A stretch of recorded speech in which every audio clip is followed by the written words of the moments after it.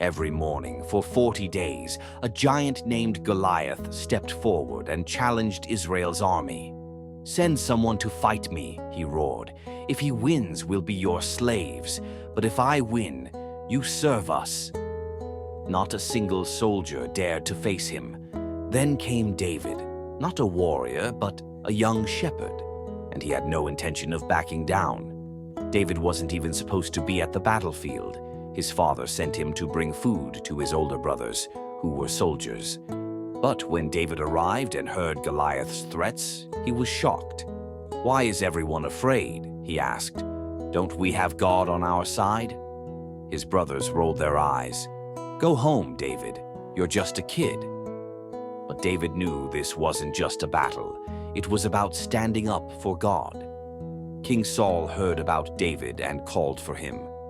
"You want to fight Goliath?" Saul asked. "You're just a boy." But David stood tall. "I fought off lions and bears to protect my sheep. If God saved me then, he'll save me now." Saul sighed and handed David his armor, but it was too big, too heavy. David couldn't even walk, so he took it off. Instead, he picked up his slingshot and chose 5 smooth stones from a stream. Goliath laughed. "Am I a dog that you come at me with sticks?" But David didn't flinch. He pointed at the giant. "You come with a sword," he said, "but I come in the name of the Lord." David loaded a stone into his sling. He swung it once, twice, 3 times. Then, whoosh! The stone flew through the air and struck Goliath right between the eyes. The mighty warrior staggered, then collapsed. Just like that, the battle was over.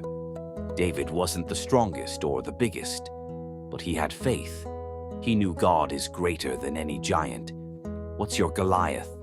Fear, doubt, a challenge you think you can't overcome?